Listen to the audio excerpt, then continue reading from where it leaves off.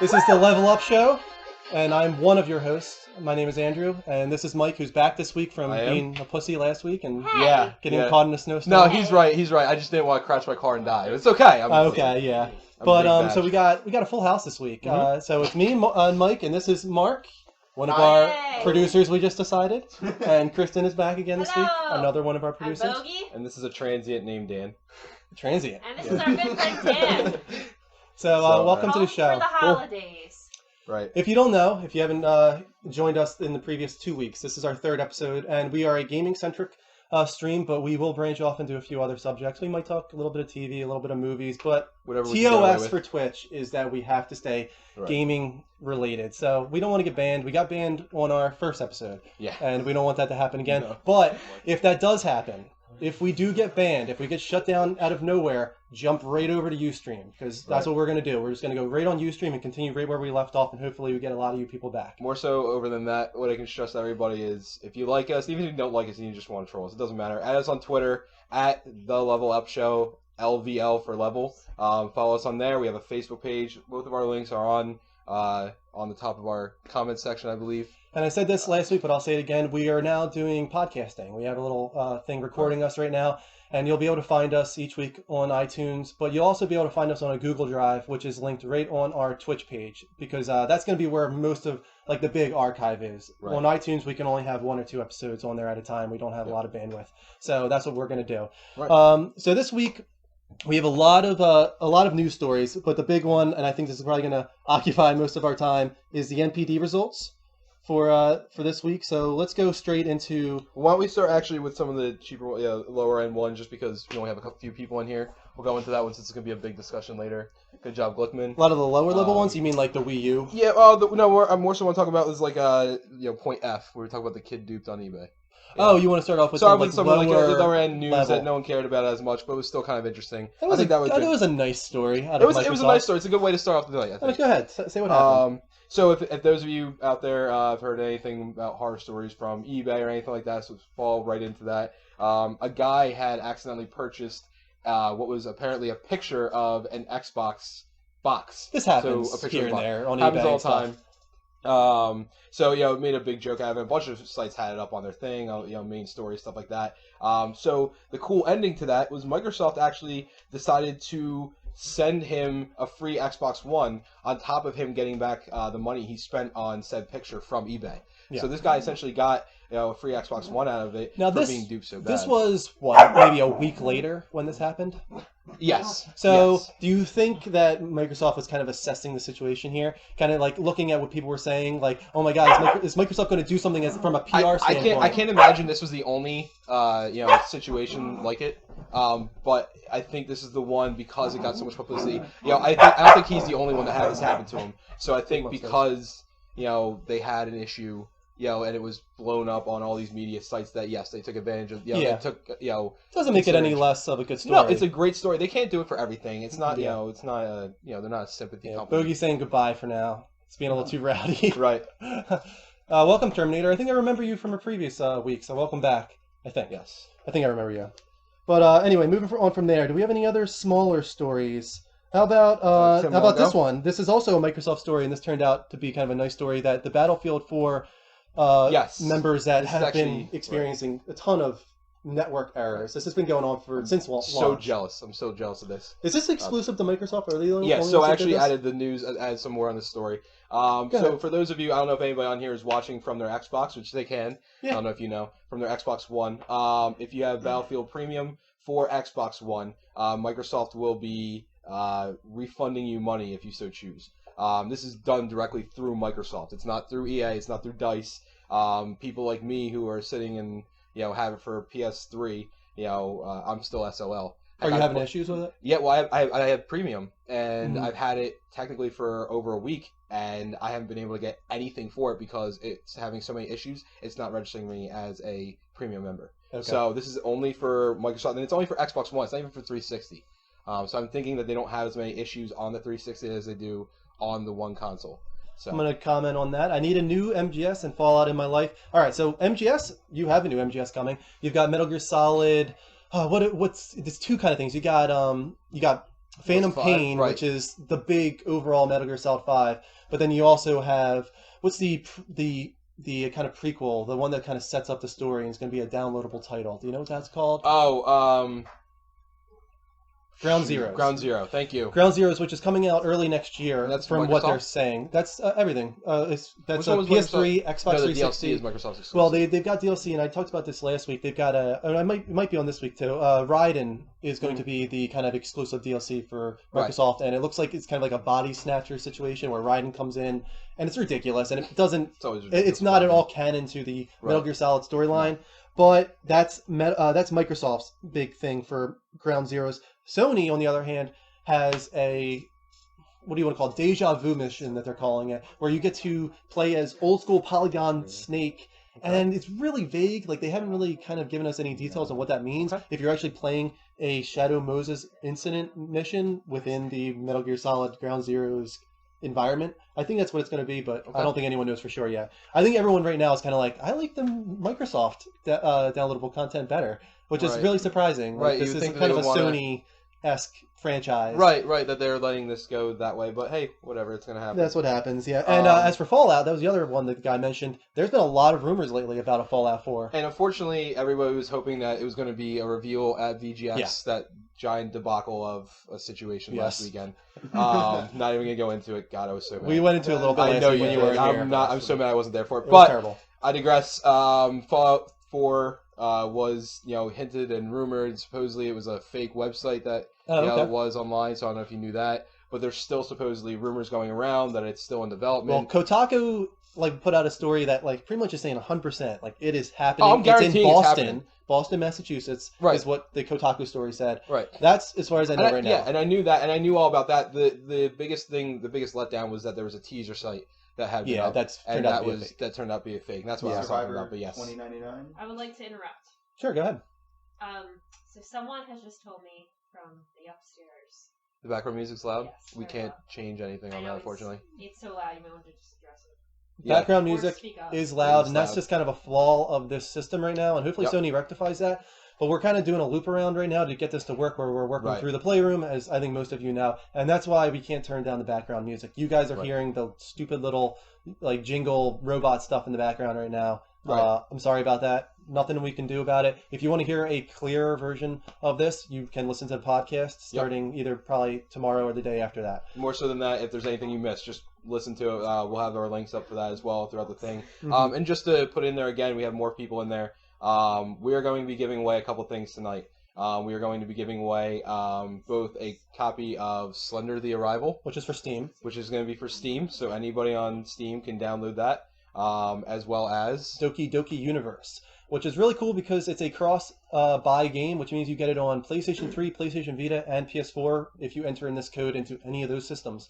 And it's a really neat-looking game, actually. It's I'm not sure what studio it's done by, but it's kind of like a social experiment of sorts where you're supposed to kind of go through these interactions with people, and it has a really interesting art style, but it's kind of a very experimental game. But I think it looks like it's worth checking out. So we'll be giving that away at the end of the show. Yeah. And Mark will kind of be sharing with everyone how to get in on that opportunity. So from there, let's go on to a story that isn't as big as some people are making it out to be. But whistleblower Edward Snowden has revealed that the NSA has access to all Xbox Live communications and has been monitoring them since 2008.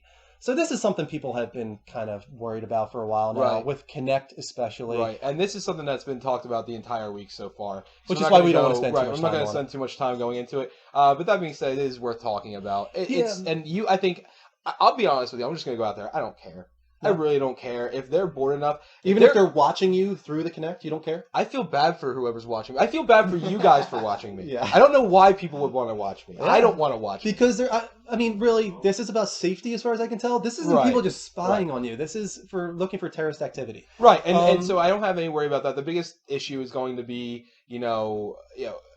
the Kinect, and that's Yeah. everybody's big worry. Are they going to be able to see me while I walk around in my underwear? Yeah. And again, maybe they can. Right, and But really, who cares? But who's gonna again? It's creepy and it's uncomfortable. Some people do. Right, some people do. I know two people behind this. I don't care. I don't care. Yeah. But I think that's just how I am personally. I had that personality where it's not as big of a deal now. It was a bigger deal when Microsoft was enforcing this always online, always connect, included situation where everyone was going to have it in front of them and always online. Then it was a little bit of a it almost seemed like they were partnering with this kind of thing, and that was a little bit more of a situation. But now this has come out, when you really sit and think about it, I think all it comes down to is all they're monitoring is your chats. They're doing it on and not just your Xbox Live. It's World of Warcraft. And I'll tell you right now, these are the ones that it was talked about because they're the most popular. But it could be anything. It could be Star Wars: The Old Republic. Or even DC Universe Online. It doesn't really matter what it is. They're going to be watching you probably some way, somehow, if they want to. But everybody's been talking about it for the past week, and I think we just needed to cover it. I think it's more of a worry than... We're done with it. Yeah. I don't want to talk about it anymore. That's done. And what's that movie where people look through the hole in the wall? Look through the hole in the wall. Is it 7? Psycho? No. Are you sure it's not Psycho? I think it's Psycho. Psycho, they're looking through a shower, but... It might be. That one's nice, too. In 7, though, was there a hole in the wall? Oh, I think I know what you're talking about. There was kind of I don't want to go into this, but there was a creepy look. Oh, that was Lost, I think. Yeah, that was Lost, where he's looking kind of through, and that was a disgusting. Yeah, that was really creepy, actually. What's in the box? What's in the box? It's a matter of principle. I like this. It's a matter of principle that we have no privacy. What does that even mean? I'm not sure. I think what he's getting at, it's just that's why they're uncomfortable with it, that we don't have a choice. Okay. In it. No, I think that's the only problem everybody has. And again, I think that's the only part of it that I would have, is that even if I wanted to have a choice of having no privacy or having privacy, I don't have any. Yeah. It's not out of my control. No, I can completely understand that mindset. Well, all right, so why don't we start going in order now? Well, actually, I think we should we're on an Xbox roll right now, Microsoft. Okay. So let's stick on that. Okay. And let's go on to Timothy Longo takes over as... How is this Xbox? Because he takes over as creative director on 343 Industries, making the next Halo game. Right. And this guy was just creative director on Tomb Raider. So this guy, he's climbing the ladder, man. He came out of nowhere, too. Yeah. Tomb Raider was not expected to be successful. But why would they go for this guy? What do you think? If you haven't, so you're not a fan of the Halo universe. I've been into it. Don't say that. It's just that I've never played them. All right, so you never played them. You're just not into it. Okay, I'll yell. But that being said, after Halo 3 came out, obviously Master Chief's role for the series in the role that he played was pretty much done. So they had to kind of figure out how they were going to integrate him into the universe again without the role that he was playing on Earth's Savior. So I think this is going to be more of a story-centric Master Chief, story-centric Cortana situation. Mm-hmm. So I actually am more interested in this now than I was in Halo 4. Mm-hmm. I was only interested in Halo 4 just because it's a Halo game. Well, as a creative director, he probably had a lot of input on the traversal within the Tomb Raider game, and right? So maybe they could incorporate some interesting traversal elements into Halo. About Halo, as far as changing the dynamic of how it works, is making it not open world in the sense that you can do anything. Yeah. But you played Tomb Raider? I played Tomb Raider. Right? I beat it. It was great. And so something like that, where you have your areas that are going to be important that you're going to need to go to, but you can also go back to other areas to retrieve the information that's needed. And I think that would actually add a unique, twist to it. So. I thought that was interesting information, especially with last week. There was 2 acquisitions as well. It just seems like there's a lot of news of that happening right now. Last week it was Killzone. Guerrilla Games got a new guy in. Yeah. And I don't want to go into it again, but there's just been a lot of acquisitions, so I thought that was worth mentioning. Yeah. On from that, let's go to another Microsoft story.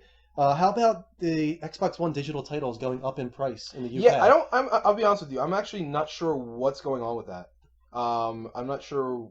Do you know what the increase was? I think it was like $5, right? It was $5. Yeah, it was $5. It's just I'm not understanding why that was a needed situation. Maybe they when at launch they wanted to get everyone going oh, these are the prices, they're great prices, and then okay, never mind, guys, back up. Because it's only in Europe.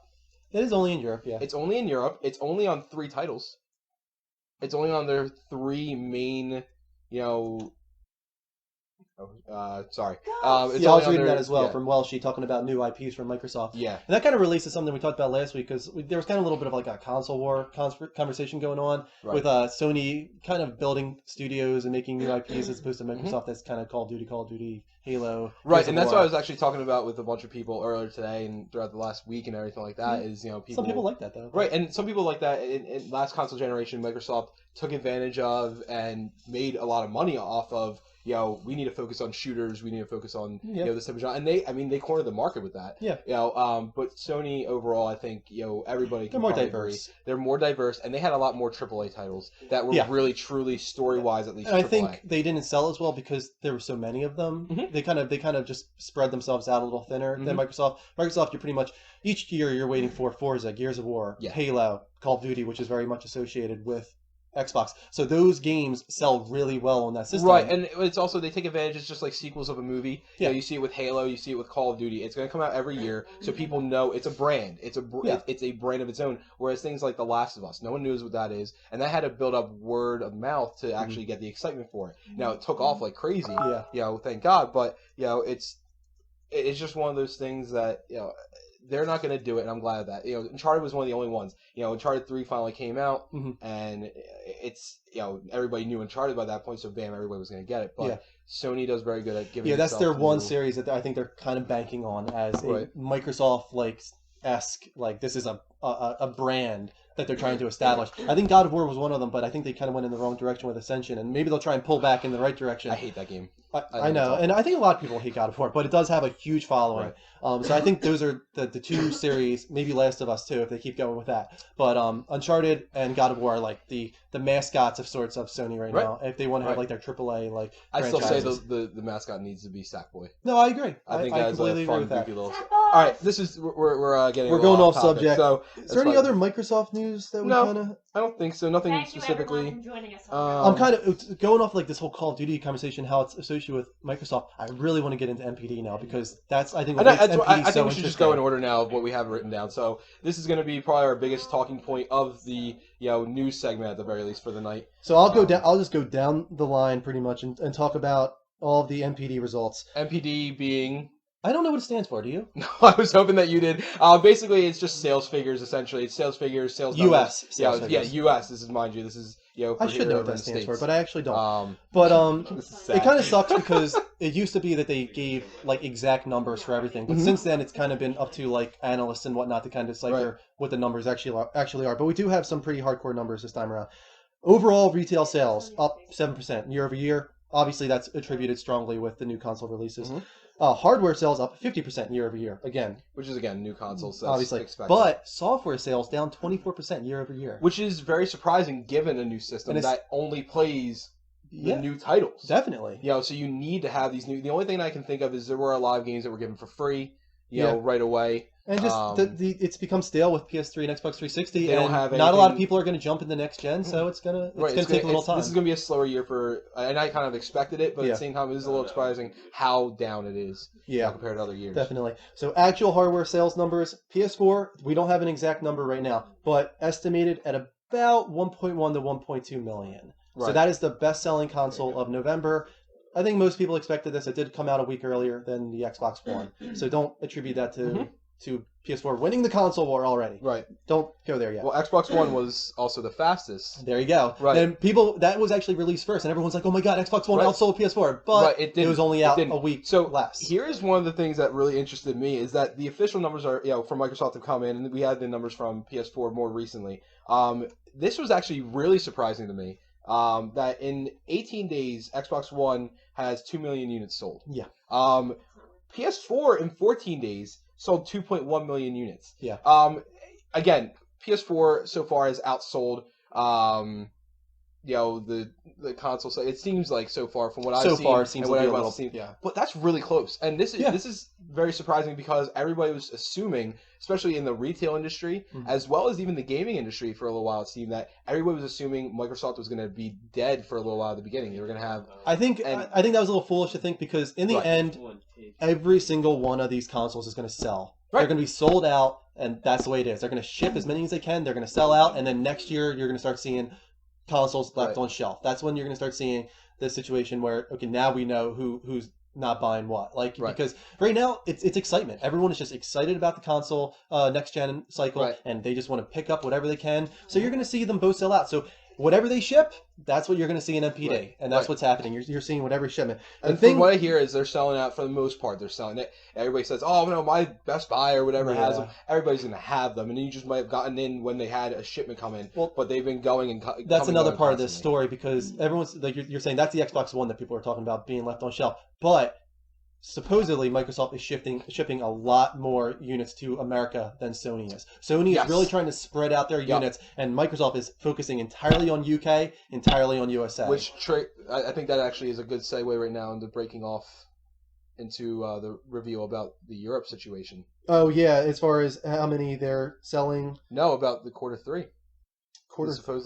Supposedly how Microsoft is supposedly, this is what I heard. I thought it was in here as well. Yeah. I'm not sure. Microsoft supposedly now is not expecting to actually launch the Xbox One until quarter 3 of this coming year. This is just a rumor, right? But it was, I'll say who reported it, was Game Reactor, but they were 100% correct on another delay that happened with the Xbox One. Right. So they might have a source that is giving them real knowledge inside and has knowledge of this. And that's really worrisome. Yeah, it is. And we can go into that a little bit more. Why don't we finish the MPD? I just want to say, because that's a very interesting topic. Yeah, sure. Okay, so after that, Xbox One was at 909K, fastest selling because it sold 101K per day. It was only out for nine days in America at that point. So fastest selling Xbox One, best selling PS4. 3DS was down below that at 770K. Xbox 360 below that at 647K. Wii U down at 220K. This is abysmal. I want to put this in perspective for people. Dreamcast lasted 3 years. The first year it sold 245K. The second year it sold 192, and the third it sold 256, and then you never saw it again. Right. So, and that was the last year Sega really did anything. Wii U is below that.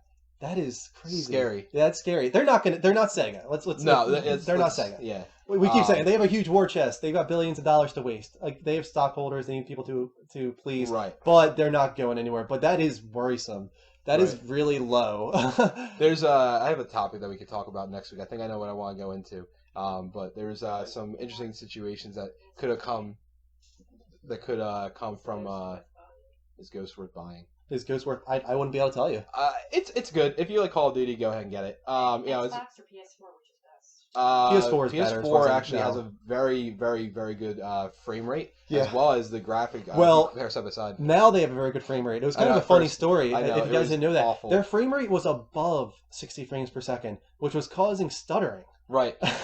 People were like, "Oh my god, the PS4's version is worth it has frame rate stutter." And then Activision came out and said that they didn't expect this, but they were going up to like 75 frames per second. Right. They weren't locking it at 60 like you're supposed to, and that was what was causing problems. That the frame rate was too high on PS4. So since then they have supposedly fixed that. It's now 1080p fixed as well. That was another issue. They had to patch that in. So 720p for Microsoft Xbox One, 1080p for Sony PS4. That being said, PlayStation 4 you're gonna graphically it's gonna be better. I'll tell you right now, you're probably gonna have a bigger Call of Duty base on Xbox.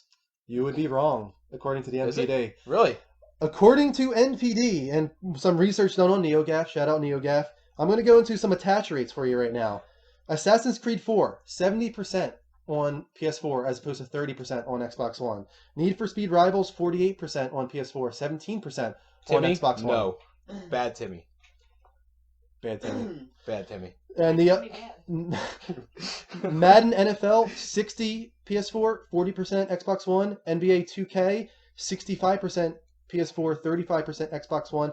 FIFA, 65-35 PS4 in the lead. And finally, NBA Live, 57-43. So attach rate wise, PS4 is up in every single category, sometimes 2 or 3 times. Now, here's what's a little unfair. Is this also including the upgrade offer that Sony is including? They both have an upgrade offer. Not exactly. Really? So they do, yes, but Sony's is very easy. I mean, they advertise it right on the front of the box with a giant sticker. Yep. It's a giant piece of paper on the inside.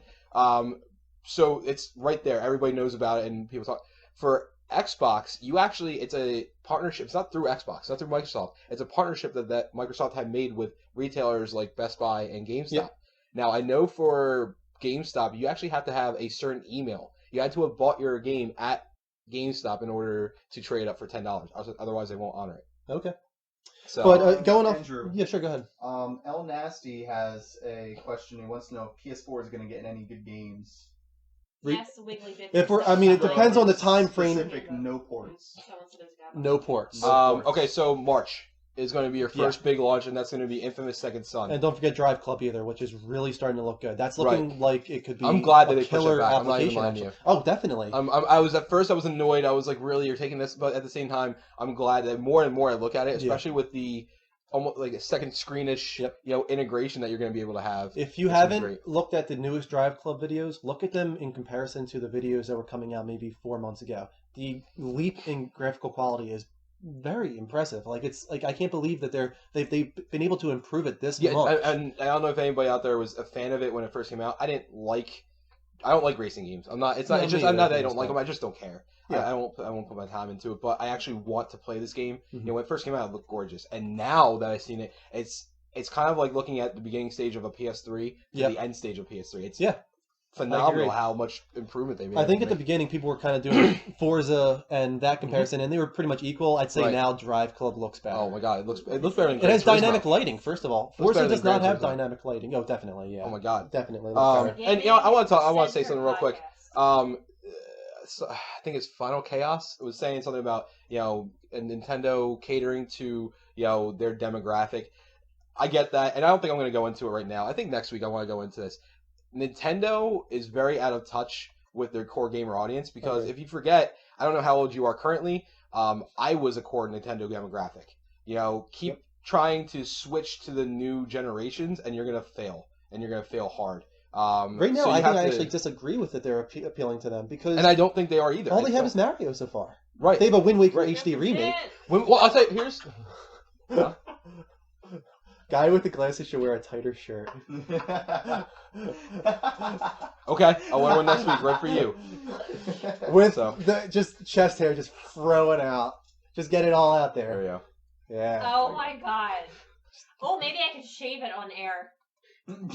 This is getting really weird really quickly. This is getting non-gaming centric. Right. Alright, so getting back to it. I think we're going to go into that next week. I think we should say that for a topic of the week. I think I have a good idea what I want topic of the week to be. But the reason this whole thing started was you were talking about Call of Duty selling better on Xbox One, and MPD does actually list the console in order of like which sold the best. It sold best on PS4. Call of Duty sold best on PS4. So maybe this is going to be a turnaround this time around. We might see that multi-platform titles are actually going to sell better on PS4 as opposed to Xbox One. And not even multi-platform. Actually, the one really cool piece of information that I think I got out of all the MPD, software-wise at least, is this last fact that Killzone Shadowfall. Now, this is a great relief for me and probably for you because I know you like it as well. Yep. This is actually the best-selling exclusive, not just on the PS4. They only had, Knack? But on both consoles, over Rise, Dead Rising, and Forza. Yeah. Not only does Forza have a really big following, but Rise actually, people were really excited for that I know of. Didn't have the best reviews, but they were still excited. Right, and Dead Rising, a lot of people like the whole zombie genre, so they're going to go for it. So Killzone Shadowfall, and even more surprising is Killzone 3 was not received very well. No. Both by the audience and the reviewers. So for them to be able to have come back out of almost nowhere, and be the most successful out of all of 5 of the exclusive games. I think what attributes to that the most is just that was the one big exclusive at launch for PS4. And so I think it did sell more. I think people really just grabbed onto that. But even though that was the best-selling exclusive of launch, that doesn't mean it was even on the top 10. Here are the top 10 software sales for the month of November. Call of Duty Ghost, of course, is number 1. I think everyone expected that. After that, you got Battlefield 4. Again. Then Assassin's Creed 4, Black Flag. Madden NFL 25. Grand Theft Auto 5. NBA 2K14. Skylanders Swap Force. I don't know anything about that, but okay. Pretty cool. Cool. Just Dance 2014. Disney Infinity. I actually like that. That's exciting. And FIFA. If you FIFA listened last 14, week. whoever FIFA 14. So I think it's expected. This is typical American software sales chart right here. Are you able to watch? Are you watching us right now? Yeah, it's still going. Even though it says 0, I know we have people. That's been happening a few times. No, people were saying Billy was gone. Everybody. Oh, okay. Yeah, so Let us know if it comes back. This one comes back, and then if you're listening to me still, if you can still hear me, Mark just posted in the comments. If there's any issues, follow us at the Level Up Show, TheLVLUPSHOW on Twitter, or go to our Facebook page. Going to at the Level Up Show on Twitter, you'll be able to get all of our information right away. Any issues that we have, or even just new situations that are going on. Well, Killer Daniel thinks that chick is hot, so he's seen something. Okay, cool. So it looks like it's back, and it's coming back. Well, All right, That's so my fiance. cool. What chick? What chick? What's Xbox One's bestseller? Xbox One is bestseller. I think is Forza, if I remember right. Let me check for you real quick. Welcome, It should be. Daniel. I mean, with those graphics. Yeah, It Word, was. final word. Forza Motorsport 5 and Rise were Video's back. right below 200K. So those were the best-selling exclusives. Wonder where it went. Also, Knack sold 100, and you might think that's poor, but that's actually above expectations for Sony. They weren't Right. expecting Knack to be a big seller, and that's pretty much right around what they were expecting. And that is actually a really good game. If you are into kind of old school platforming action adventure games, pick up Knack for 30 if you can, or something like used, or maybe wait for a PlayStation Plus deal. Right. That's a really fun game. Don't knock on it because of the reviews. And actually, here, cool, perfect segue. Next piece of information at Mega Man, just for you, Elder Scrolls Online. I think I'm one of the only two people in the room that want to get it. That is going to be released for PC and Mac in April 4/4 of 2014. So 4/4/14. They didn't release an exact day, but June of this year for the consoles. At Ghost Games, I beta tested it as well, although all I got to was character creation, and it kicked me out. That's going to happen. I just didn't have enough time to put more into it, but so far I'm loving it. I know it's not exactly your game, but hopefully I'll try it out if I get the beta. I think we get the beta on the PS4 first. Okay. So if you get it on there, yeah, You're right. For the consoles on at least, PS4 first. it's on Thanks, PS4 first. Onyx Ghost. Yeah, that would be cool. I think you would like it. I think it's something that we could definitely get. Yeah, thank you, Onyx Ghost. We're doing our best. Yeah. Let's move on to Go the back last up. couple stories that we have. Yep. Next one was an interview with the Chinese Room. They're developing Everybody Goes to the Rapture, which was one of the big, exciting videos that they showed at their presentation. You're not excited for it? I don't remember it. I honestly don't remember. Oh, okay. I didn't get a chance to look at this video, so I When apologize. they first started talking about it, it's supposed to be like a post-apocalyptic, but actually, it's more pre-apocalyptic. The apocalypse is just about to happen.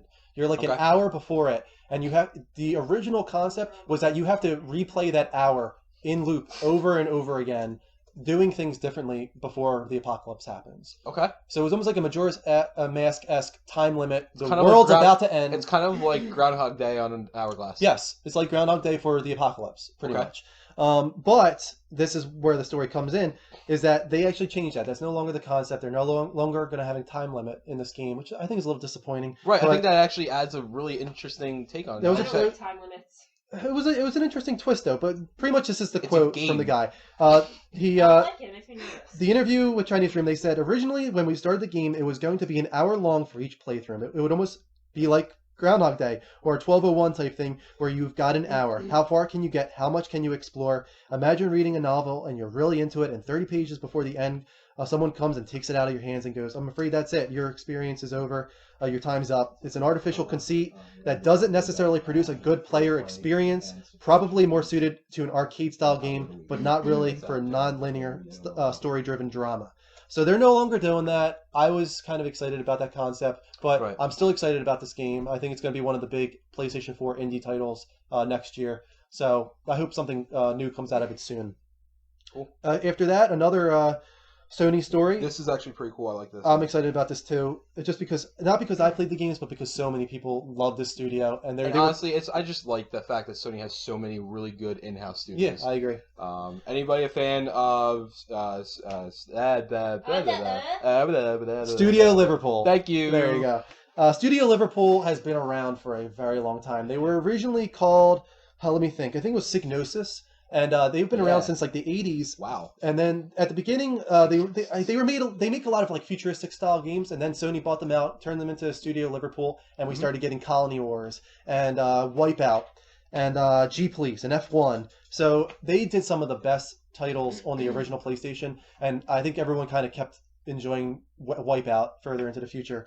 Problem was that they were shut down in that one year when there was a lot of studio shutdowns, along with Warhawk Developer was shut down that year.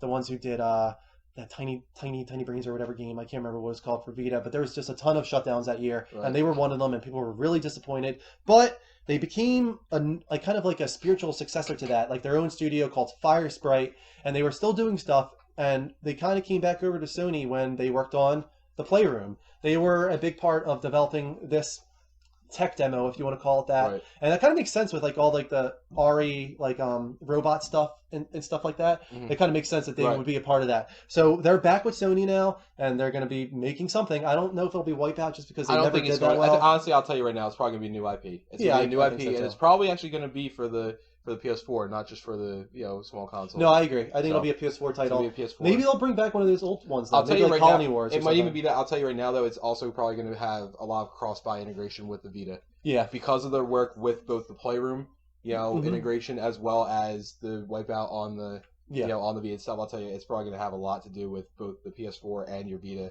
for Yeah. those of you that are lucky enough. to Speak own one. up. So Liverpool has a lot of fans, and they should be excited that they're back with Sony.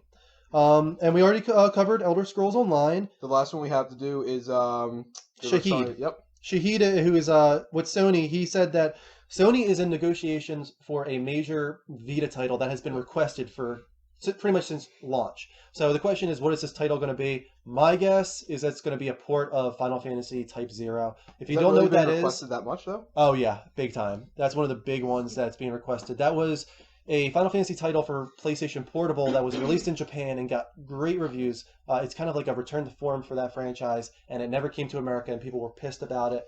But they have something coming, something major, and I think that's what a lot of people are guessing it's going to be. But who knows? I know last time when they said they had a big like requested title coming, it turned out to be Borderlands 2, Right. which is a great title. So that was exciting. So hopefully something as big as that this time around. But that's it for our weekly update. That was It like is. 15 stories, so that was a big one. I This think week. that's our longest so far, and I think it's probably gonna be our longest one for a while. Yeah. Probably till next year. So thank you for those of you who bared through that. There was a lot of information thrown at your face. Yeah. I put so much work into this podcast. I wrote all of their information, Yep. gathered it, wrote it. Who has It's all the Kristen. PS4 It's her. controller? Who has the I have the PS4 controller because I'm on a PS4 right now. Right. But okay, let's move on to the next I don't know segment. what that has to do with anything. Let's move on to the next Wait, segment. let's just thank Scotty for buying a PlayStation and watching us. Congratulations on your PlayStation. Thank you. Thank you, Scotty Power. Good luck at. Actually, let's take a little pause for a second, We don't and have legs. we have 83 people now. We're kind of climbing slowly but consistently, Right. and we are the Level Up Show. We are a gaming-centric stream on the PlayStation 4, but we're also on Twitch, and if you want to follow us, you can follow us on Twitter. We are at the Level Up Show with level spelled LVL. You can also find us on Right there. Facebook.com at Facebook.com/the Level Up Show. Keep in mind too, for those of you that were at the beginning, thank you for staying up now. But those of you that are just coming in, we're going to be giving away a couple things today. Actually, one that's being right now. right now. Is that? Yeah, let's give And away. I'm gonna Let's give pick it away? the winner. All right. Do me a favor, No, Kristen. I'm not. Hand me the code. That's over on the table. The piece of paper over Oh there. my So let's see what goodness. this is. This is for a Steam code for Slender the Arrival, which looks like a horror game to me. It's a horror game. If those of you that have Steam probably have played Slender, the first Slender. This is actually the sequel they made. It's it's a few bucks, but hey, it's a free game and it's freaky. If you want to play it while you turn out the lights, Drum roll. we're actually gonna have it for a Kristen segment, I think. It's Okay, gonna be I'll very have her play it. interesting. Killer We're gonna have her Daniel's play it. only followed for the girl. That's Awesome. fine. I follow for you. The way we're going to do Um, this code giveaway is we're literally just reading it off, and it's up to you to put it in Right. fast enough into your Steam or whatever and renew it. So it's Yeah. first come, first serve, people. Who All gets right. to it first? Go ahead, So Mike. those of you that are ready, so it's 39 Kilo 3 Z L B F 00 W V W 2 T. So Read it off one more time, just for people. all right, one more time, and One then more we're just time, gonna people. try to go a different way. Ready. So 39 K 3 Z L B F 00 W V W 2 T. So That is a your very code. long code. It's actually not that long. It's Well, only type it. 3 seconds. Type it. It's like 15. Type it. Type it. We're not doing it right now. If it's still not redeemed at the end of the show, Mhm. we'll check. I guess we'll have someone go in and check. It becomes active when you Yeah. activate it. Is that what you're saying? It becomes active. when So you activate it. can't put it in right now, which is kind of unfortunate. No. We can no. They can put it in right this second. Oh, okay. Go They can ahead. Put it Put right it this in. second. We're So those of you that studs, got it, yeah. Popular. Put it in now. Let us know if you redeemed it for yourself. Do us a favor, let us know and tell us what you think about it, and maybe we'll get you on the show. Yeah, follow us on Twitter and tweet at us. Can I post a 14-day trial for Xbox Live? Wow. That's great. That would be amazing. Why don't you wait and why don't you get in contact with Drew? I have an idea for you then. In that sense. You don't want him to give it right now? If he wants to get something out of it, I would say wait. If he doesn't mind giving away for free for nothing, he can give away right this second. But that's up to you, Ghost. Yeah, you're welcome to give that away right now. Yeah, but if you wait and get in contact with us, we'll give something to you as well. So thank you. That's awesome, Ghost. There you go. All right, so let's move on to free things. Let's move on to our next segment, which is what you've been playing. Cool. You can start off. You want me to start? Yeah, go ahead. Okay. Again, I've been playing some Assassin's Creed, but I don't want to stay on that too long because that's the same game I've been playing last week. I'm now at Nassau, which is the town after Havana, and again, I'm just going all out, getting every single element of that town that I can. That game's awesome. You're right. It really is awesome. And you fought it for how long and for how many times? Well, you know what? I don't know what the other ones were like, but let me say, once I started sailing, and I got to an island where I could start hunting, I was like, this is awesome. Red Dead Redemption memories. Right. And so for those of you that haven't played Assassin's Creed 4 yet, I played all of them, and it took me so long to get you to finally play one. But who haven't really gone into the Assassin's Creed universe, it doesn't follow Desmond really anymore. It's after that. So you don't have to worry about that as much. Plus, it's much more open world, and you can do a lot more with it. So those of you that got really bored, like me, with 3 and Revelations, which Revelations I think was the worst thing to happen to Assassin's Creed. Don't worry, give it a chance, play it. You'll probably absolutely love it. It's a little bit different than 2, which was my favorite, because it's much more open world. I think it's a lot of people's favorites. Yeah. But with the things, like you said, the pirate ships, the hunting, the things that actually make you explore the world and feel like you're a pirate on the open seas and you have the freedom. And that's what I think they wanted to get out of it. You know what? I haven't even gotten around to it yet either. And I know it's going to be a huge part of it, but finding treasure maps. And really? Eventually, that's it? I haven't done it yet. That's so cool. It's actually, so what's really cool is you find the treasure map and there's the coordinates on the bottom part of it. So you put that in your coordinates, you go there, and it's usually an island. And so now you have to roam around the island and see if you can find the landmark that it was supposed to actually represent. Yeah. And that's actually you're going to love that. Yeah, I know that is an awesome game. If you haven't played an Assassin's Creed before, I think this is a really great one to start with. It really kind of refreshes the storyline while also having some callbacks to the previous trilogy. So we got a really full house today. That is the one. Yeah, we do have a full house today, and we're getting a lot of people coming in. So welcome. What was it? No, it's recording. Sorry. So moving on from there, the other game that I'm playing right now is Tearaway, and I kind of I forgot to touch on this during NPD, but that only sold 12,000 units, and I'm going to tell you why that's an enormous disappointment. This is such a great game. Media Molecule, I think most PlayStation guys on here will know them for Little Big Planet. This is their new franchise for the Vita, and it uses every single aspect of the Vita in an interesting way. It uses the back touch, it uses the front and rear camera, it uses the gyroscope, it uses the touchscreen for cutting out paper elements. It's so charming, and the kind of the theme behind it of this little character named Iota who is delivering a message to you outside the game world is so interesting, because when you start the game, the idea is that you're like outside the Vita, and this is a world inside of it. This paper world is inside the Vita, and you are kind of breaking through, and you're releasing kind of harmful elements into their world, which are called scraps. And then Iota is this hero who has to defend his world against the elements that you're introducing into their world, while also trying to get to you and deliver a message to you. I don't know what that message is yet, but I've heard really cool, interesting things about what it turns out to be, and that it's actually very satisfying. This game, it's beautiful. It just, the style that they're doing with all this paper mache, everything in the world is made out of paper, including, like, if you step in water, the ripples are paper elements that kind of protrude out. And then, like, if rain comes down, it's little pieces of paper that hit the ground and then splashes of paper. Like, it's just, I literally can sit there and stare at the screen, and it's remarkable. Like, this just shows, like, like a Vita is not even as powerful as a PS3, and this is one of the most, like, one of the best looking titles I've seen this year. Like, it was really cute too for girls. Yeah, she was watching me play it. And she was like, you get to take pictures of things. Yeah, a lot of pictures, because that's another element is that squirrels. In the world there's a lot of things that have lost their color. they're just plain white, and you want to introduce the color back in the world, and the way to do that is to pull out your camera and take a picture of it so that you can introduce the color back into that object. And you use the Vita just like a camera, where you have to literally pan around and look and stuff, and then you have to take pictures. You can take selfies, which is awesome, and like you It's can. really cool. And you can customize Iota in any way you want. People have been doing amazing like superhero costumes and whatnot, because all you got to do is go into your little paper table and you can cut out anything you want and stick it on Iota. So it's almost like I'm talking about Tearaway for people that are just joining us, which is developed by Media Molecule. So it's taking that almost that Sackboy customization almost to another level. It's actually even more customizable than Sackboy.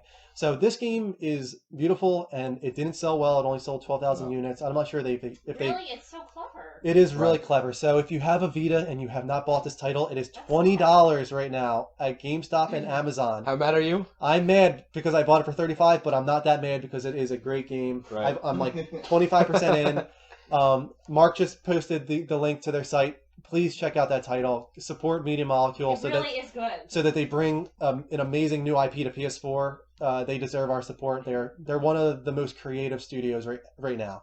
And finally, this is something that me and you played together. A game I've never played before. Borderlands 2. I love this game. It was free on PlayStation Plus. Thank you, Scott. Right. So why don't you kind of go a little bit into Borderlands 2, because you are more knowledgeable. So many on people this. out here. I'm hoping, I'm praying that you guys have played it. Borderlands 2 is great. It combines all the great parts of a shooter with all the great elements of an RPG like Skyrim.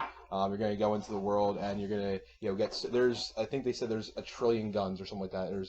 There's literally so because what happens modifications is and stuff. there's so many modifications. If you saw, none of the guns that you have look alike. Yeah. And if you saw you actually quit out before I actually got some of the really cooler ones. We had to play again.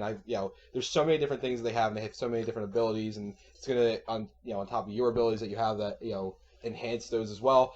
Plus the characters are amazing. I'll tell you right now, it has 2 of my favorite characters ever of any video game ever created. One of them is that villain. I'm assuming. Handsome Jack. Yeah. Perfect. He sounds just like John H. Benjamin. Who's that? The guy that does Archer. Oh, okay, yeah. And I can't remember the other show on Bob's Burgers. Bob's Burgers. Well, there's another show on before that. Yeah. Home Movies. Okay. Coach something on Home Movies. But anyway, he's absolutely hilarious. As well as Tiny Tina, the most controversial little girl in video game history. Sorry, 1 second. I just want to touch on. Someone was asking about Tearaway PS Plus. It is not on PlayStation Plus, but there is a sale on it right now on Amazon and GameStop. They're selling Tearaway for $20. If you have not bought that game, do it right now. It's an amazing title. So Borderlands is great. And that's actually going to pull me into, we're going to start, we're getting actually a follow. We have some people that actually seem to watch us every week and have talked to us, outside of the show. We want to say thank you for that as well. But we're also going to start doing play dates. Yeah. And I think that one's going to be my play date this week. And on top of that, anybody that gets at us on our Twitter account, Mark, you want to plug that in real quick? Anybody that has a PS3 and has Borderlands 2, whether you got it for free thank you, Coach McGurk on Home Movies. It's going to kill me until I remember that. But anybody that has do you want to give out your 2, PSN? Is that something we should do? Do you want to do that? Yeah, I can give out my PSN. We have 100 people right now. Yeah. So anybody that wants to add me on PlayStation Network, mine's really easy. Noob Guru. NOOBGURU. And if That's you not want, easy. That's not easy. How's that not easy? No. What is easy?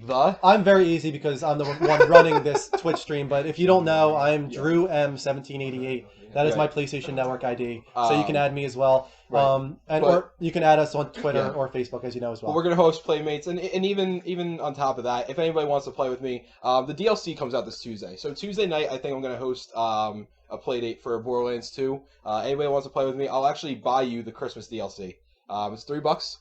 So let me know if you want it. You can play with me, and you guys will be able to play with me as well as get the DLC for the Christmas thing. Somebody who just said that? Who's Killer Chaos? Daniel really wants Chaos Emerald. Chaos Emerald. Congratulations, you got our Slender The Arrival game code. It looks like Nice. So Good I for hope you you. enjoy it. I don't know if you have a Twitch account that you host on. If you want to host yourself playing it, we'll advertise you on all of our stuff. Yeah, that's a while good you play idea. it. That's actually a really cool thing to do. So get at us, get out of Twitter or something like that. And There's one other game that you played. Do you want to talk about the other game you played? Battlefield 4. Yeah. Which we talked about at the beginning with all the issues. I love Battlefield. I'm a Battlefield person. Nothing against Call of Duty. I just got bored of it. But Battlefield's definitely a game As you see, we have a good amount of friends, and I'm all about playing games with friends. So when you have a good group of friends to play with, Battlefield 4 definitely takes a cake. Oh yeah. Overall, easily. Even with the online problems right now. Even with the online problems. I mean, I'll tell you right now, it's going to be a little frustrating because a lot of people, especially on the new consoles, have been getting kicked out of the servers. Yeah. Or anything like that. But on PS3, I don't have as bad of a problem with the premium accounts and stuff like that. It's more of an issue. Well, now, let me ask you, what do you like about Battlefield 4 more than Call of Duty? What's the thing that really attracts you more to that series than Call of Duty? It forces you to play as a team. So it's definitely a team-based game. You can't just pretend to do lone wolf. And there are people that do it. And heck, I even do it once in a while. I'll play lone wolf and I'll be a sniper. But even while being a sniper, even though I'm just picking off guys left and right, I'm focusing at areas of interest. So if I'm playing rush or whatever, obviously I'm defending my point, but I'm also tagging my enemies so my other players that are closer to them can see them easier. Plus it's such a huge open area. It feels more like a battlefield than a tiny little sandbox you're running around with toy guns. Gotcha. So overall I love that game, but you know what? We haven't taken any calls. How about we try this out and find out what other people have been playing this past week? Yeah. So I'm going to open up. I feel bad that we haven't taken any calls. So how about we start that right now? No prank calls. Yeah, that's going to happen. Yeah. No so pranks. I just activated our call-in number. Cool. It is 856-244-1656. Call us and share what you've been playing this week. Now you know what we've been playing. We got Assassin's Creed, Tearaway, Borderlands, and Battlefield 4. Those are our games we've been playing this week. So we want to find out what you've been playing. So call us in right now. Cool. What do you want to talk about in the meantime while we're waiting for calls? When you were a little kid and you would go out to someone's house and knock on their door and ask them to come play with you. Now, when you're gaming, it's like, let's play, and you do it on the television. But before, no, I mean that's something. I mean, local multiplayer is something that's. The world has changed. But what's the one? There's a title. Is it Destiny that has local multiplayer? Let me take this first. Billy fan. Woo! Hey, welcome to the Level Up Show. How you doing? Pretty good. How are you? Doing great, man. What's up? Not much. I'm watching the show and you were wondering what people have been playing. Thank you. Thank you very much. What have you been playing? Actually, I've got Xbox One. This is Ghost Games. I don't know if you've been seeing me posting it or not. Okay. Okay, cool. What have you been playing on Xbox One? Glad to see you back, too. There's a lot of feedback. What's it called? Forza 5 is like the main one. Okay. How do you feel about Forza with all the microtransactions and whatnot? I mean, it's kind of bad. I mean, I probably won't get everything. Okay. I do know they're coming up that patch that's supposed to, add some more modes and stuff like that. So that'd be good. Is there anything else that you got at launch for Xbox One besides Forza? I got Dead Rising 3. Okay, cool. And that's a good game, but I've been kind of like, I haven't been playing that one as much because then I bought Assassin's Creed 4 and I never got to play that on the, 360 or PS3. Sorry, we're getting some ridiculous Kristen moments here. But yeah, Assassin's Creed's good though. Yeah, I mean, I don't know if you heard us before. I'm sure you did. I didn't like the old ones, but the new one's phenomenal. So yeah. I didn't even like the whole ship thing in the third one, but the fourth one is just so much better with it. Yeah, definitely. I'm really enjoying this is my first entry into the series, and I'm really enjoying it so far. Is there anything else that you're playing in? Well, I got Ghost too. Okay. Yeah. How are you enjoying it? I haven't really. Not really played it. Yeah. There's a decent amount to play at launch, so yeah. So you can be spread pretty thin right now. Yeah, there wasn't too much at launch. The other thing I bought was that Food Tycoon, and that's mainly for my 2-year-old daughter to look at the animals. Were you the one saying about how that you can't install, you can't do anything on it because there's no space? Yeah, once you get to a certain point, it won't let you build any more onto it. Huh. That's really unfortunate and kind of defeating every purpose. It starts getting laggy, so that's kind of the cutoff limit. I'm imagine they could probably optimize it better where you can do more, but I don't know if they're going to do that. Yeah. Huh. Cool. All right, man. Thanks for calling in. Thanks for sharing. Oh, no problem. All right, take care. All right, you too. Cool. Great, good call. Anyone else want to call in and share what they've been playing? Yeah, we'll take one more call before we go into the next section, I think.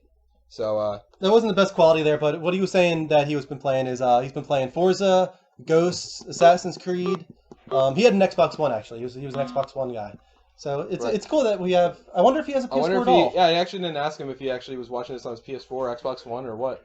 So thank you for watching regardless. Yeah, thank you so much, man. Thanks for calling in. Anyone else want to call in? It's 856-244-1656. Yeah, let us know what you guys have been playing. We'll take one more call, I think, before we this move will be on. our last one before we do it. There you go. Here we go.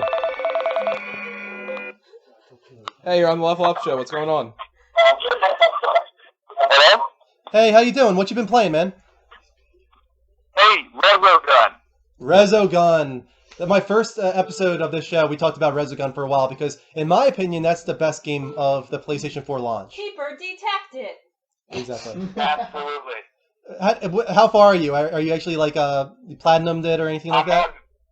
I'm on Master. I've done a lot of the trophies, and I'm ranked like 240 in the world on arcade. Nice. There you go. Very nice. You were up there, weren't you? I mean, I don't know what I am now. At one point, I was like 20-something. Dang. Yeah, I'm not gonna lie. I'm actually really good at that game, but that's because like I'm nuts with that game, man. Like I go for perfect runs. Like no humans dying, no bombs used, no deaths, no multiplier losses. I platinumed it. Yeah, so I love that game. I'm completely with you. Absolutely. It's a phenomenal game. I just got my Game Informer yesterday. Yeah. And I think they rated it an 8. That's under what I would rate underrated, because apparently, and that's actually, I think if I remember right, if I was looking at Mega, what's it called, where they get all the review scores together. Metacritic. Metacritic. They actually had, I think it had a much higher rating than that, but Game Informer was one of the lower ones for it. It has the highest rating of the other games. You probably know this, but what's really funny about Game Informer is they rated Knack an 8.75, the highest rated game of launch. Really? Which I think you agree with. Did you see that? Did you see that it was rated 8.75? Yeah, I saw that, and I saw that all the Xbox One launches were really low as well. Yeah, they weren't. I think there was a few in the 8s, but I think Knack was like the highest rated game in Game Informer. Right. Which I'm not going to argue with. I love that game. It's a really good game. I had to ask you though. I'm guessing you have PS Plus. Then, did you get to play Warframe yet? Yeah. Now, what are your thoughts on that game? Because I haven't actually met one person that's played it yet, and I was really interested in that one. I didn't play it for a very long time, so I guess that means it didn't really captivate me too much. Okay. Okay. It was kind of poorly made. Okay. Yeah. In my opinion, the controls are difficult. Okay.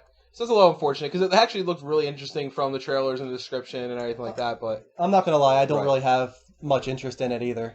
To be honest with you. The last one, so just put it down. Yo, in Resogun, what ship are you using? What's like your number one ship?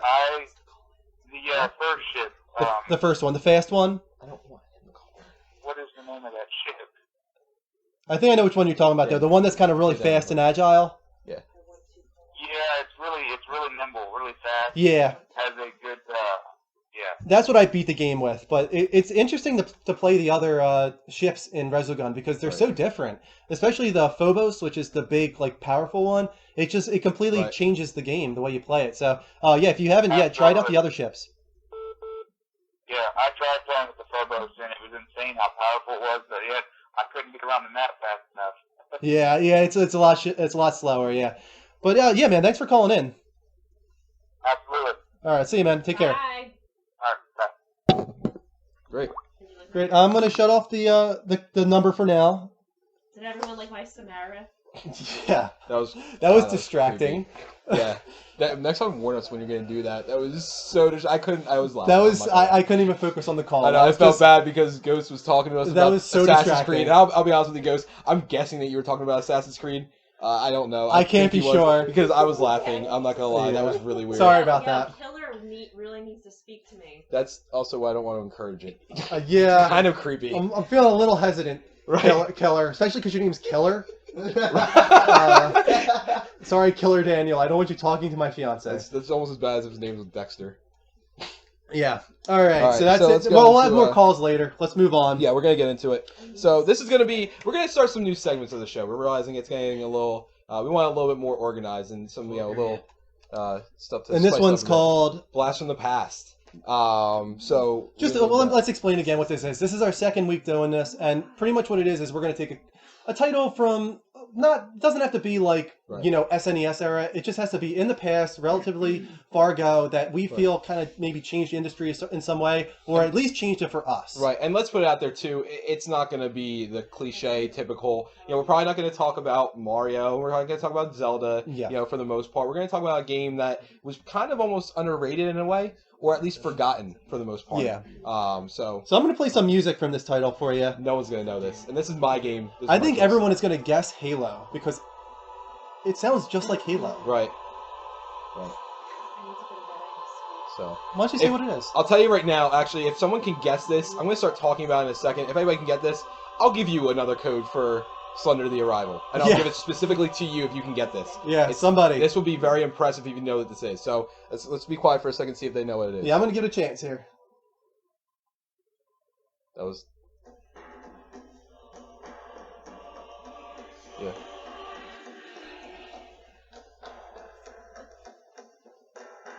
Anybody? Can anybody guess what game this is? Even guess a random game. Alright, so... Not Metal Gear Solid.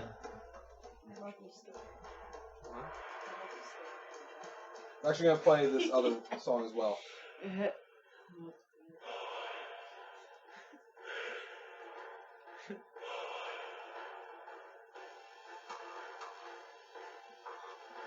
I don't think anyone's going to get it. I don't think anyone's going to get it. Yeah, no one knows what it is. All right, so no codes for any of you. No codes for anybody, and I knew it was going to be a reach. It's not Skyrim. Oh my God! Oh! Malachi! Do me a favor, please. I want to hug you right now. Message us. I have no idea how you guessed that. Coming in at the end. Adam. That was awesome. We were about to end it.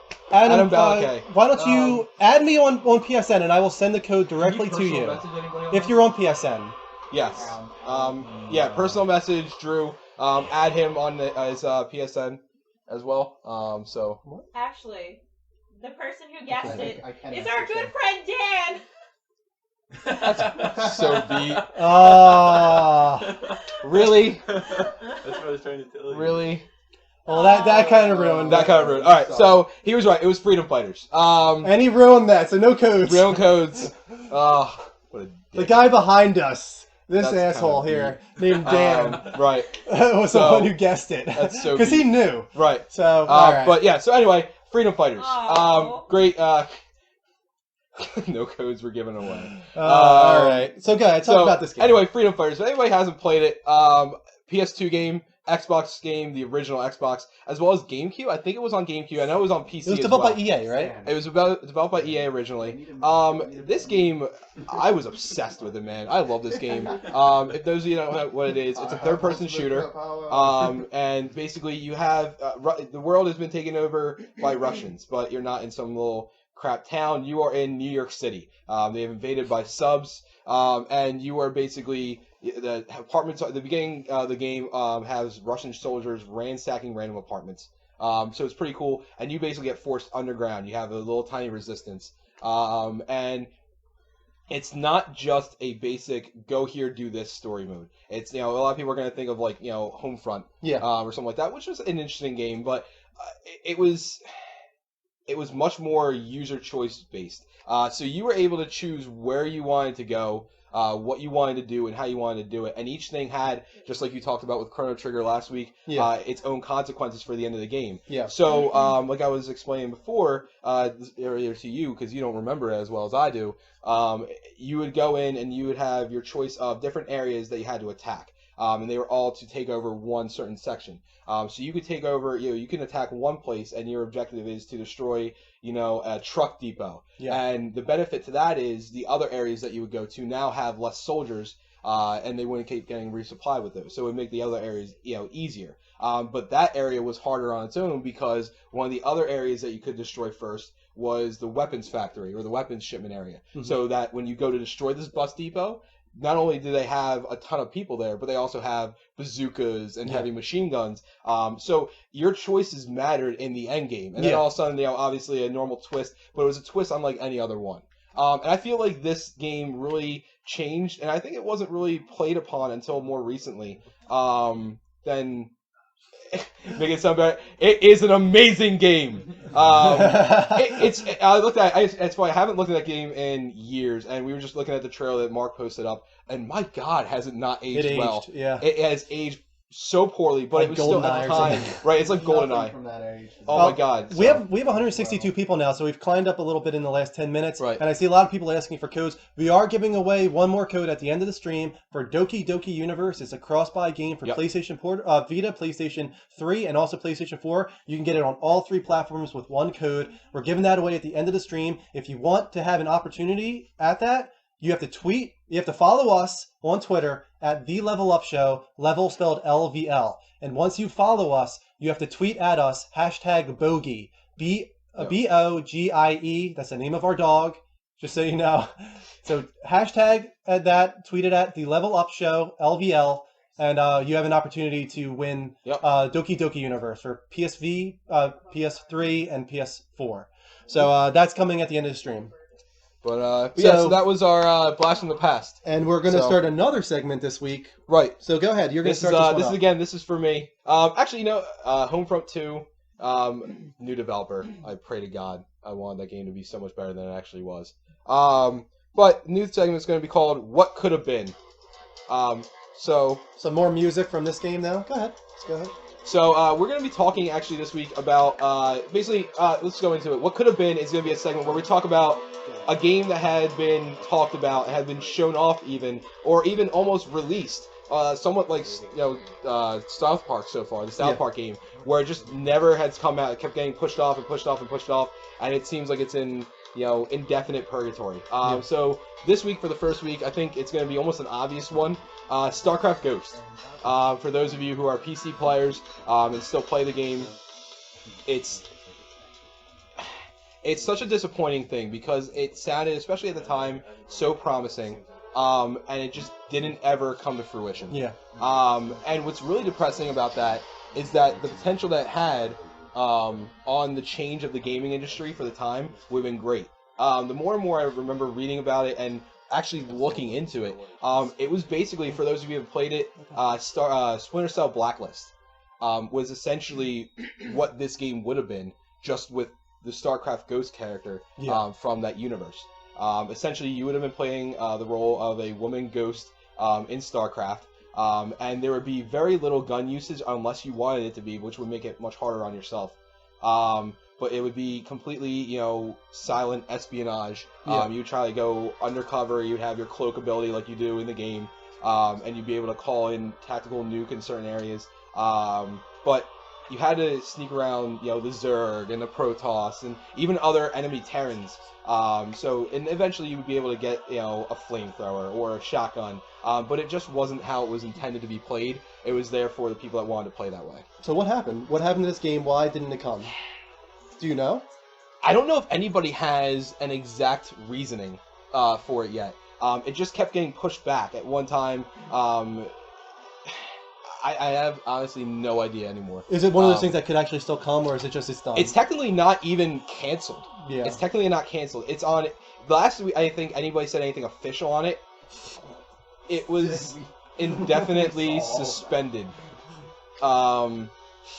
It was on indefinite suspension. Yeah. So it means they're likely not going to touch it, but they could go back to it. The thing is, that was before StarCraft 2, right? That was before StarCraft. Well before so StarCraft 2. It's pretty much probably dead. StarCraft 2 was their StarCraft the thing. title. The only way it would be completely dead or awful is if they just don't. They would have to rework the entire game. Yeah. Anything they had already written, any coding or anything like that, has to be trashed, and they just have to basically take the concept and just go. Yep. So. That'll be our blast from the past, or actually, sorry, that would be our what could have been for this week. Right. We're gonna be doing that each week. All right, what's our next segment here? Kristen says, "Be nice." So next we want to talk about the topic of the week. Topic of the week, and for me, I kind of decided on this. I wanted to talk about the effect microtransactions are going to have on this generation, and I think this is a topic right now because of this Forza talk. A lot of people are kind of, and Gran Turismo as well. Forza kind of. People are really disappointed with the monetary kind of system that they put in place this time around. It's a lot different. than last time. And like sometimes, legitimately, if you want to buy certain cars and you don't have the time to put in to earn like the tokens or coins or cash within the game, it will literally cost you over $100 of real like money, like cash, to buy these. And that's just like that's okay if the system in place in the game you can earn that quickly. And I'm okay with that. But that's supposedly not the case. Right, and that's where I have an issue with it. And I never liked that. Call of Duty was doing it for a while, and they still are doing it. But that being said, I think microtransactions, macrotransactions, even pay to play, and free to play, models have a great place in gaming. And I have my very own distinct views on it than you do. Yeah. So you can go into why you don't like it, and then we can go from there. Well, it's not that I don't like it. I think there's a place for it. It's free to play worries me a little bit because that's I think where microtransactions are going to kind of own the space. Right. And it all comes down to what the developer chooses, and some of them are going to just nickel and dime the hell out of us, and some of them are going to do legitimate, interesting systems in order to like promote like a community aspect. It's not that it always has to be a terrible thing. There's instances where it's going to promote this like auction community like type stuff where you can have cool things going on, and that might have been what you were going to talk about. Right.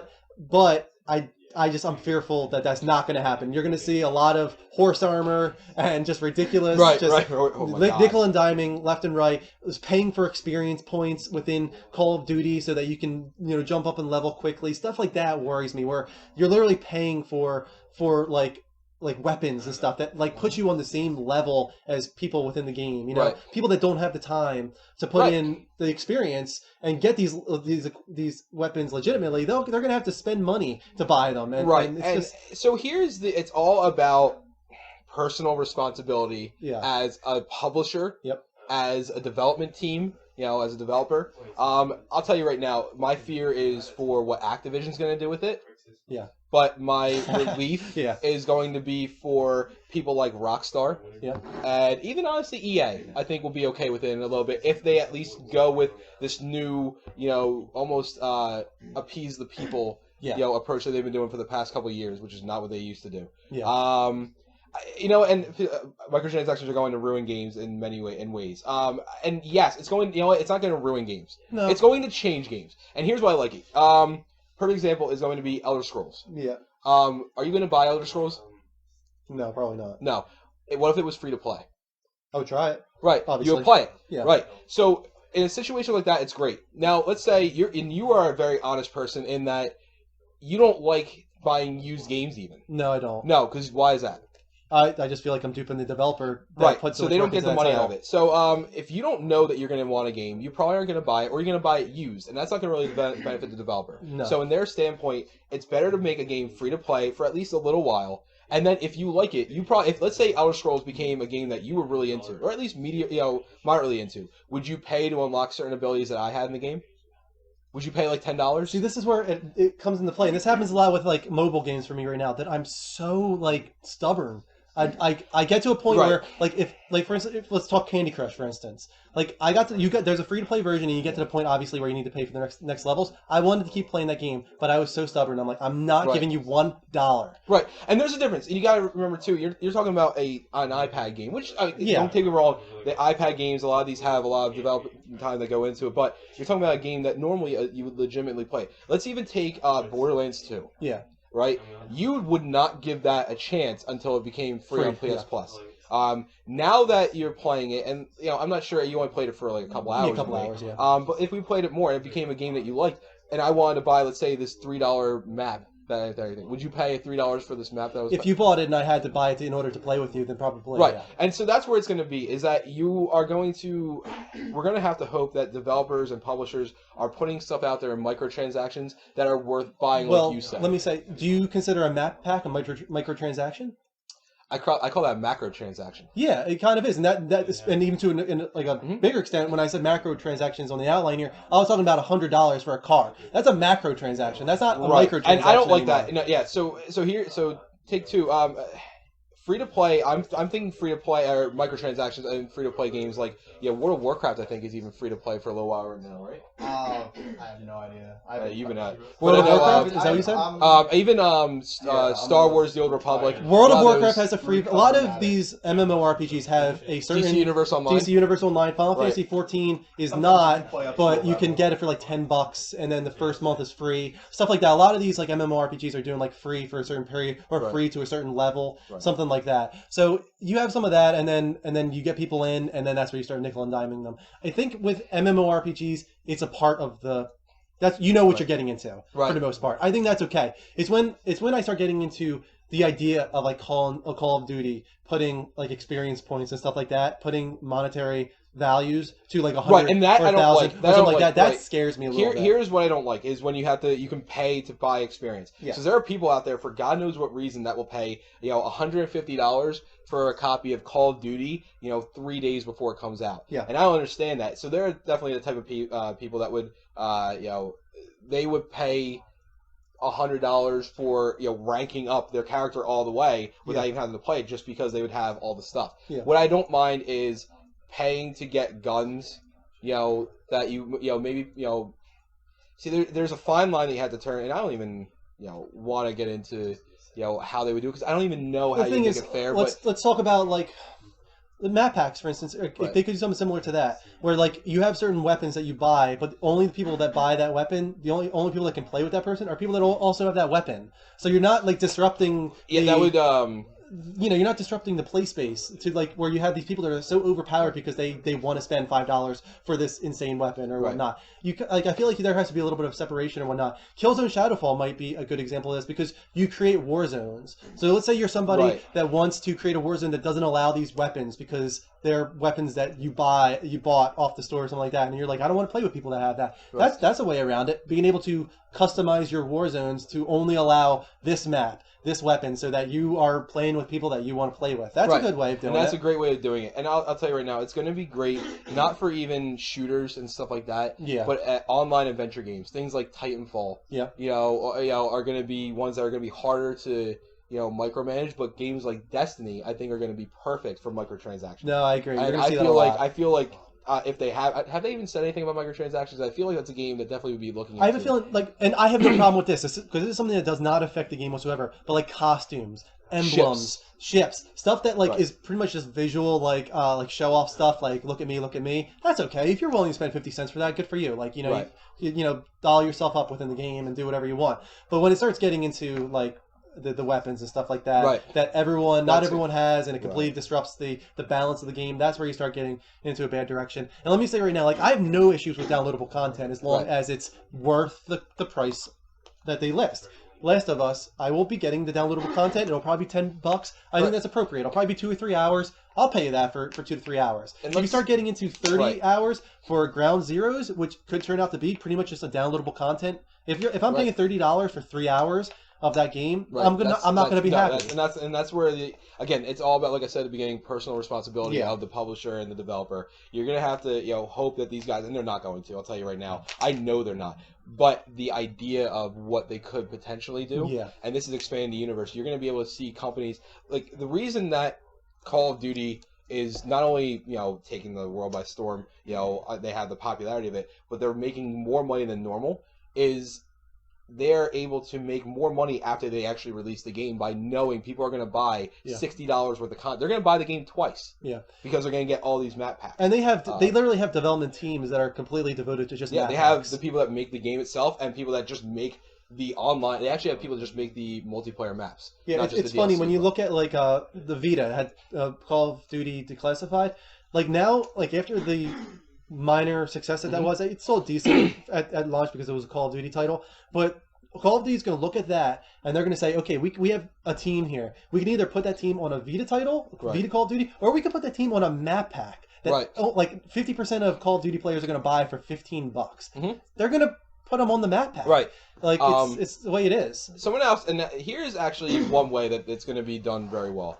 And this is I can't remember who just said it on there. I think Nathan something on there was just talking about it. Talk about how Battlefield has Well, he said talk about how Battlefield has Call of Duty and Chokehold. I don't agree with that, saying yet, unfortunately. They didn't sell as much as MPD. Battlefield is a perfect example of how microtransactions would work. So one cool thing they added in Battlefield 4 was battle packs. Okay. And so as you're ranking up in a game, just like any other game, as you use one class over and over again, you'll be able to unlock certain weapons. But they wanted to make it a little bit different so that they only allow you. So let's say that there's the recon class and there's 12 guns altogether. Yeah. Well, in order to unlock all the guns, you unlock 6 of the guns. By playing the game normally, and then there's these battle packs that give you a chance of unlocking them that you get randomly. You get one battle pack at level, I think, 2 or 4 or something like that, another one at level 8, and then another one at level 12, and you keep going on, and you keep getting these battle packs that unlock, multiple items, including guns, scopes, stuff like that. Mm-hmm. I think you can actually buy extra battle packs, and if not, that would be perfect. You have so many guns that are random selection, sure. That you would not, you can't unlock any other way than getting in a battle pack anyway, and you'll be able to buy that battle pack early. Yeah. So a gun, let's say there's a gun, the SV-98 is a gun in Battlefield 4. Let's say SV-98 is a gun, that you have to unlock with a battle pack. You could get it on your first battle pack at level 2, whereas it might take me to level 60, getting another battle pack. So I can just buy a battle pack and randomly happen to get the chance to get the SV-98. Okay. Right? So it's almost like a Pokemon card deck. You don't know what you're going to get in there. And that is a perfect way to do microtransactions in a game like a shooter. There's... I think some people are really scared. I see a lot of people in the comments saying it's going to ruin the industry and stuff like this. So I think this is something we can open up the lines for, and hopefully we get some better calls. I have a question that I told someone I'd ask for them. Sure. Okay. Oh, I thought I copied and pasted it. Hold on. Copy, paste. Okay. Can you ask them if they have heard of the Borderlands 2 phone app that you can scan barcodes and it gives you items? Yeah, that was Ghost actually asking that earlier. I was going to respond to that. I actually have. I got it the day it came out. It's so broken. It is basically it's an app. It's a QR reader. Yeah. But essentially, you just go around to anywhere. I did it. When I was at a store the other day, and I just scanned the code with it, and it just gave me a gun. But the reason that's broken is I'm at level 12, I think, currently on my new character, and Gortos, yes, they do in gold battle packs. But anyway, Borderlands 2, the QR reader, it gives me a gun that's level, I think, 61. Okay. So I can't use it. I can't use it for, 50 levels. But it's worth, like, $52,000. So in the game, when you're at level 12, you're only going to have at most probably, like, $8,000, $9,000. So getting randomly $52,000 was huge. So it kind of broke it a little bit, but yeah, I heard of it. It's pretty cool. Okay. So I'm gonna open up the line real quick. Please call with like legitimate stuff here.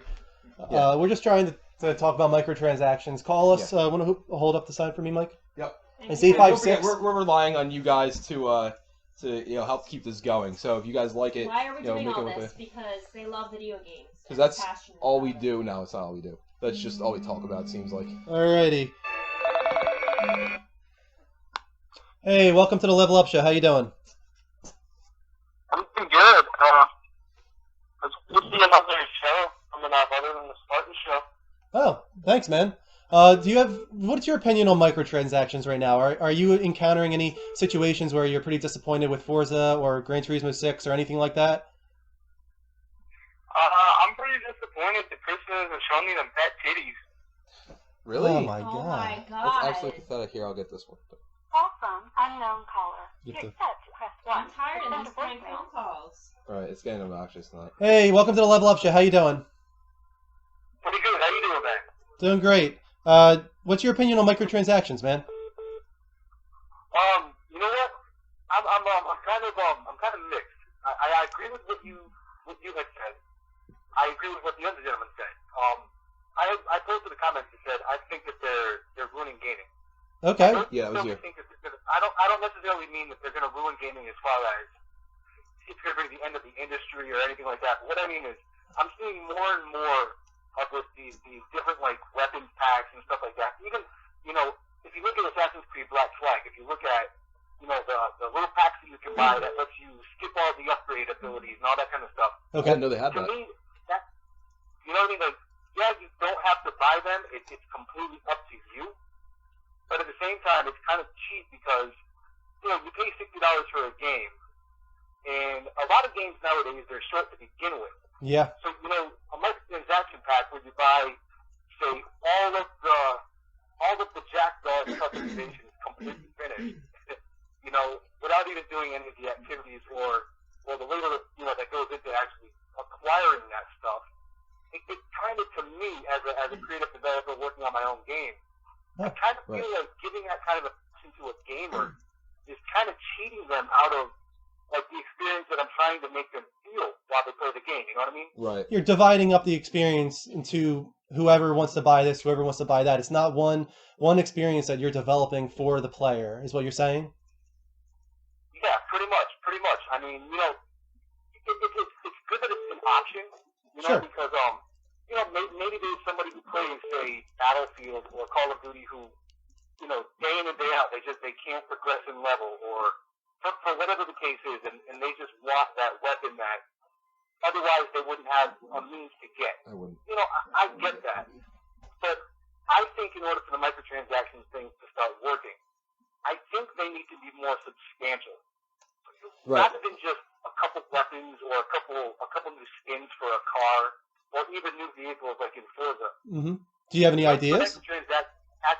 Actual like new tracks, new multiplayer maps that only these people who buy them have access to. Yeah, sure. What I mean? Like, And Call of Duty has been doing.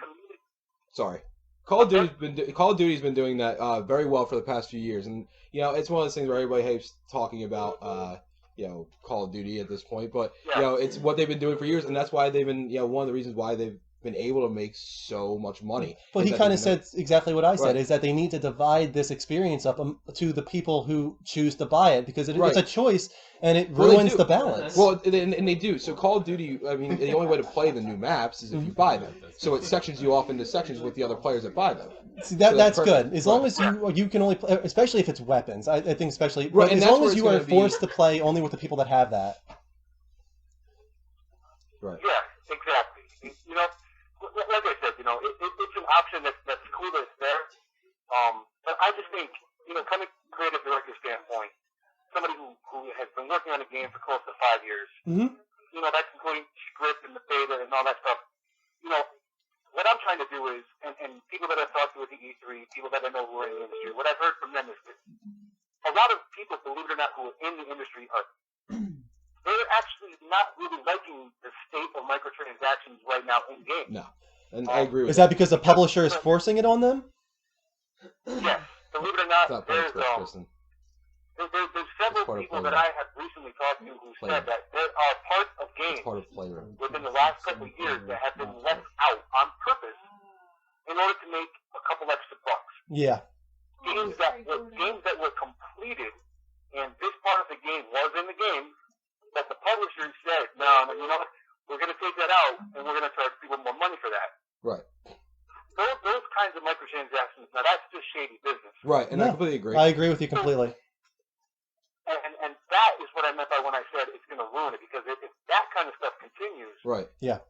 You're just going to have, it's just going to, I understand it's a business, it's about money, it's about making money, and it's about, the industry to grow. But on top of that, you can't pull like a game over the consumer. Right. Because when it comes down to it, we're the ones that make these companies as big as they are because of what we spend our money on. Yeah, definitely. And inevitably, people are going to realize, wait a minute, I'm spending $60 on a game, and now you want me to drop another $50 or $60 on stuff that could have easily been with the game. Right. It's just people are going to wake up eventually and be like, no. And if that's the only game that you buy a year, like if you're just a Call of Duty guy and you're really not like a hardcore gamer and that's the one game you buy a year, then okay, yeah, you're probably going to not really feel too bad about spending an extra $50. But if you're gamers like I'm sure you are and me and Mike are, then you've got you got to spread that money around, and you're not going to want to be putting another $50 over top of $60 on a game. Right. Cool. All right, man. Cool. Well, Thank you so much for calling in. That was a lot of great information. Thanks, guys. Have a good night, man. Good luck with the show. You guys are doing a great job. Oh, thank you, man. Thank you.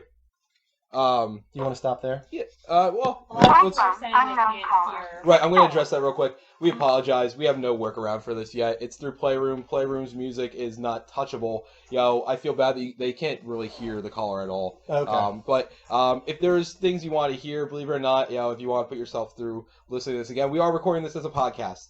This will be up later on. Mark will plug it in for you guys that want to listen to it. So if you want to listen to anything like that, and that'll be on iTunes in the next couple of days, but you can also find it on our Google Drive, which is linked through Twitch. Tonight.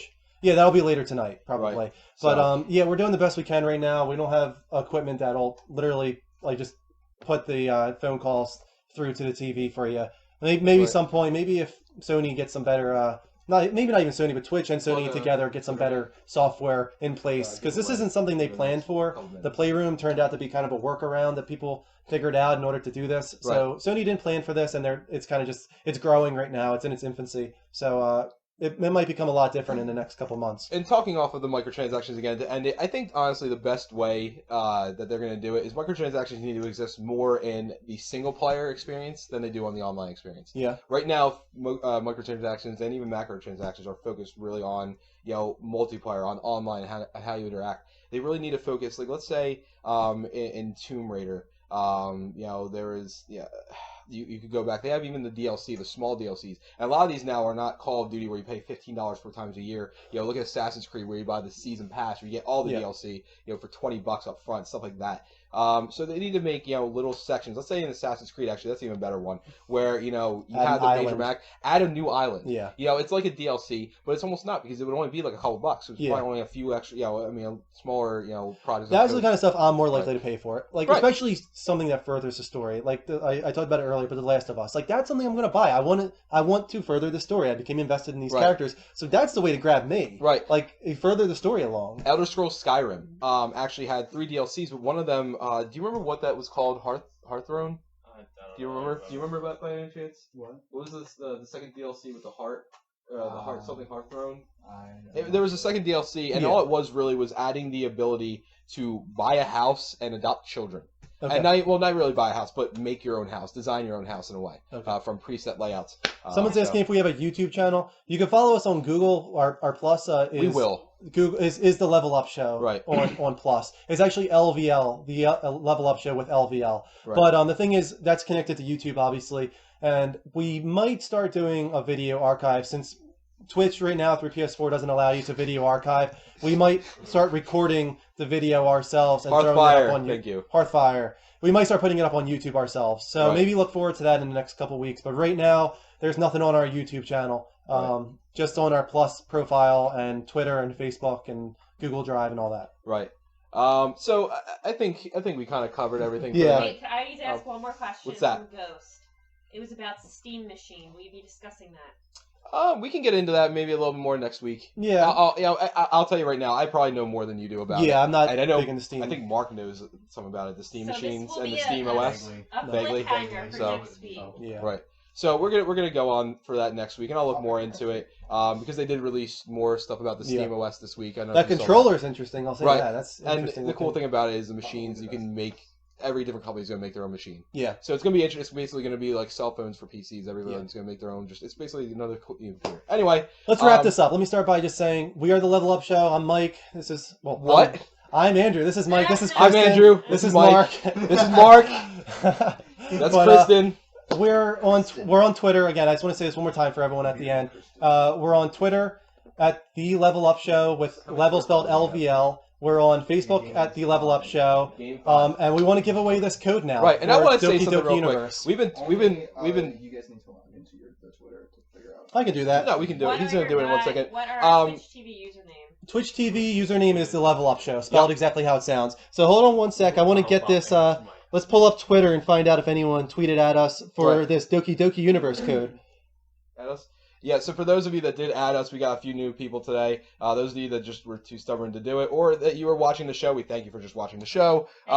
Yeah, we did have a contest running. If you added us on Twitter and hashtag Bogey. I think we only have one. We only have one? Yeah, this is the only one I'm seeing, so it's going to this guy. Oh, awesome. Not going to say his full name, but he's at Chaos Engine, so congrats to you, man. And I'm gonna direct message you on Twitter. Is what I'm gonna do. I'll direct message you, and I'll give you the code.